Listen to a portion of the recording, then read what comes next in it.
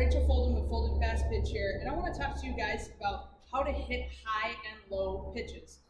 In softball, we have to deal with a variety of pitches, most commonly the rise ball and the drop ball, up in the zone and down in the zone. And if you don't know what's coming, we have to be able to adjust for both.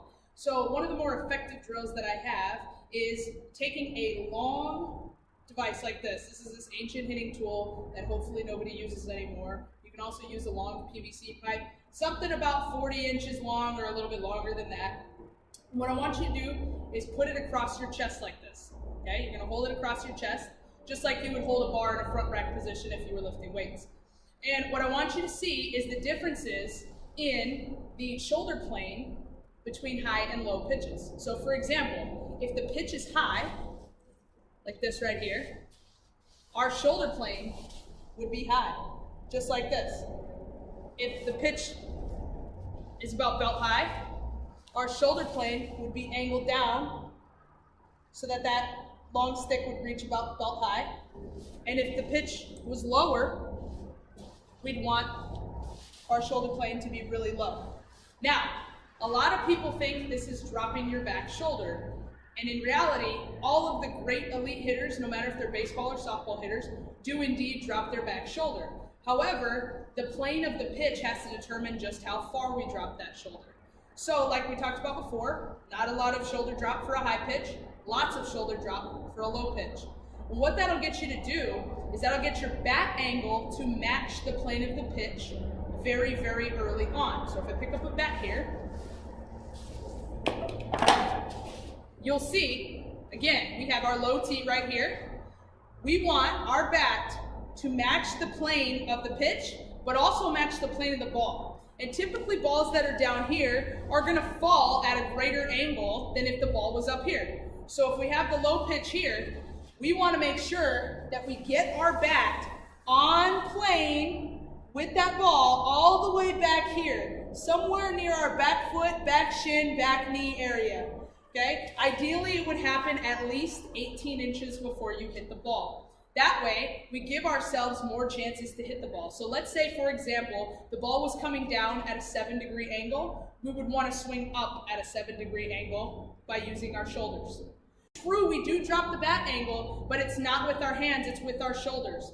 Because once we start to turn, our shoulders are being pulled by our hips, and that bat is gonna drop. As you can see, my hands are not moving right now. My shoulders are.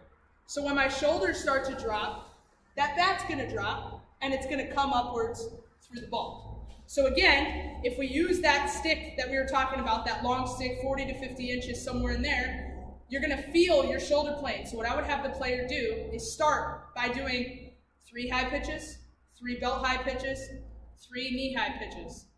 Then we would enter the tee and the ball. And what I would have my hitters do is I would have them stop at contact just to see the shoulder angle.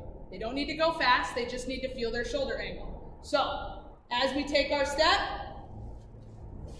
we stop at contact. And what I want you to see, if I did this throughout the front, is you would see that my shoulder angle matches the bat angle. That's what we want. Belt high pitch.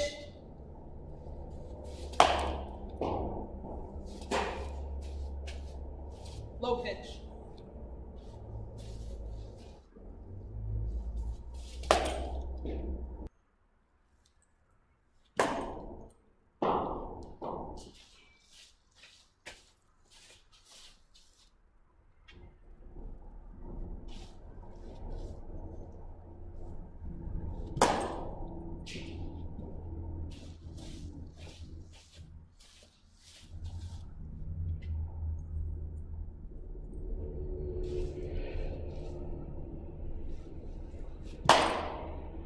Now I would have the hitter swing all the way through.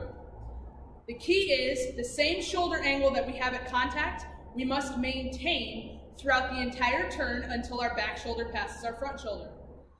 That is key. A lot of girls will change their shoulder plane in the middle of a swing, and that causes us to roll over the ball or sometimes cut under the ball depending on which way we change our shoulder plane. So if we maintain our shoulder plane, you can really see how flat the bat stays throughout the plane of the ball.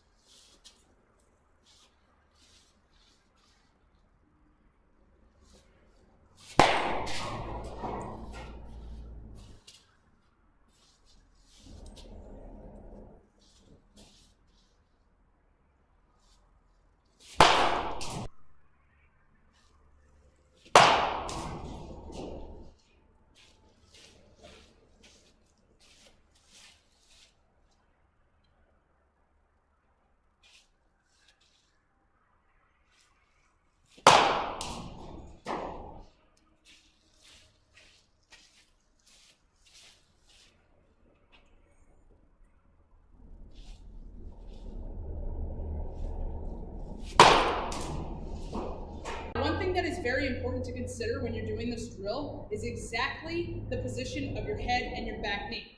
When we lean over the plate, when we increase that shoulder angle on a lower pitch, you always want to make sure that your head is in line with your back knee. When I see a lot of girls do this drill, they'll end up getting their head further back behind their knee and creating this seed back here. You don't want your back to flex inwards. You want your back to stay flat so that when we rotate around, our back is nice and stiff.